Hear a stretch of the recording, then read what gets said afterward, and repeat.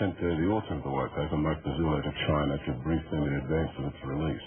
Did he go to any other countries to give them advance notice? Oh, of course, he travelled to a number of countries in the same way as I think Hugh White or someone from the white paper team did in the year 2000 when John Howard released his last white paper. This is normal for us to consult our allies and our friends in the region so that they don't get any surprises and they properly understand our strategic outlook and our plans. Well, it's been reported that the Chinese weren't very impressed, and in fact, a Chinese diplomatic source is quoted as saying it looks as though Kevin Rudd wants to act on behalf of the Americans. Is that what the Chinese said, and are you concerned about that reaction? Well, I've seen these reports, but I've spoken with Mike Pezzullo, who participated in the meeting, and that's not the feedback I get from those meetings.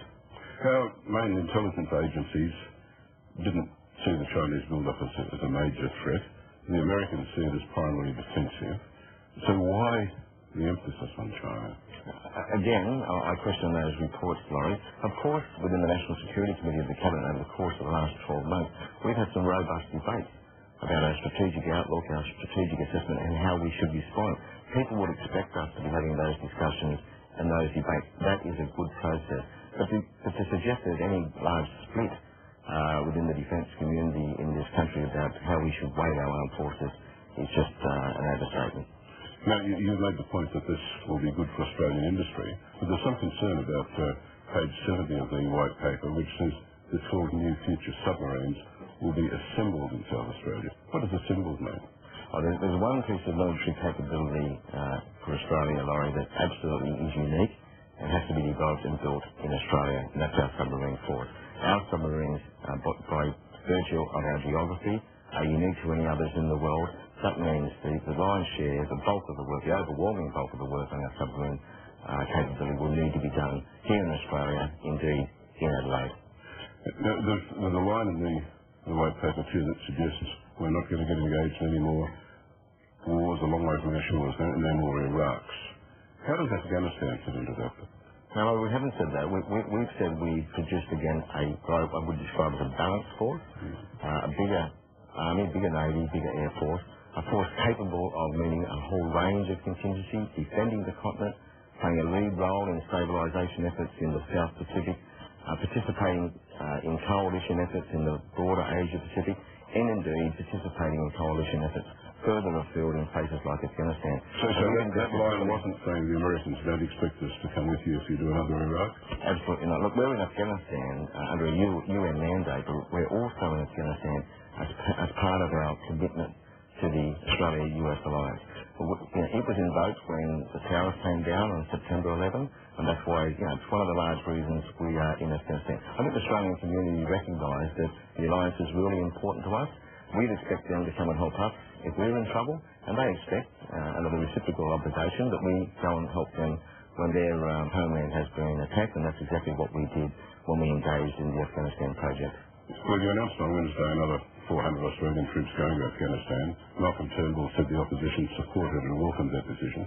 How important is bipartisanship on this commitment? I think bipartisan support is very, very important, and I welcome the support provided by the opposition. Laurie, Afghanistan is difficult and challenging, and the longer we are there and the more people we lose, the more difficult it will be to maintain public support, and that bipartisanship is very important. But just as important is our capacity to show the Australian people that we are making progress, to remind them why we are there, and that means reminding them that more than 100 Australians have lost their lives in recent years at the hands of terrorism. Most of that terrorism had its beginning in Afghanistan, but just as important, to demonstrate that we do have a plan to win and a plan to come home, and that's very much what this week's announcement was all about. So why hasn't Mr Turnbull been to Afghanistan?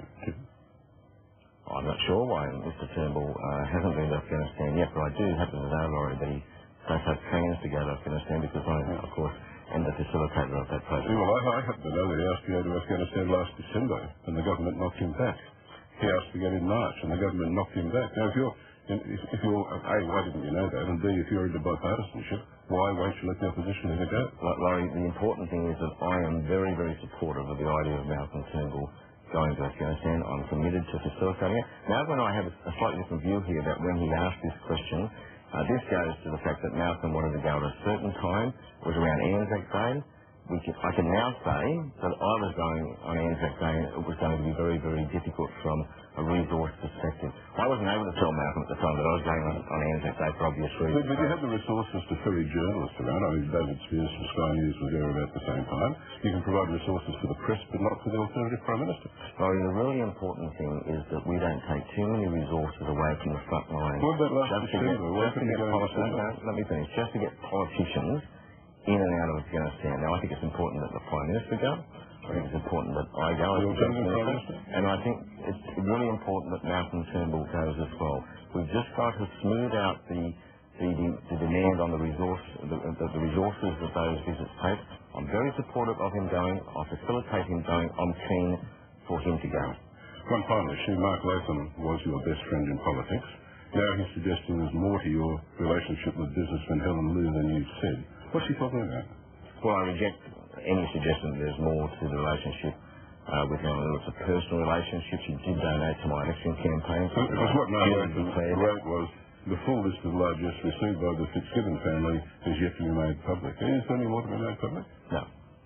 So why did Mark tell it? I know you sent on everybody, Gough included, but what did you do to it? I think you just made the point, Laurie. Okay, well, thank you. We're out of time. Back to you, Ken. Thank you very much, Joel Fitzgibbon there with Laurie Oakes. And the budget, of course, comes down on May 12th. Some news just in that there's been a roof collapse in America involving Dallas Cowboys, the famous football team. So Anne will have more on that in her news in just a moment. We're going to take a quick break. We'll be back with more of Today on Sunday in just a moment.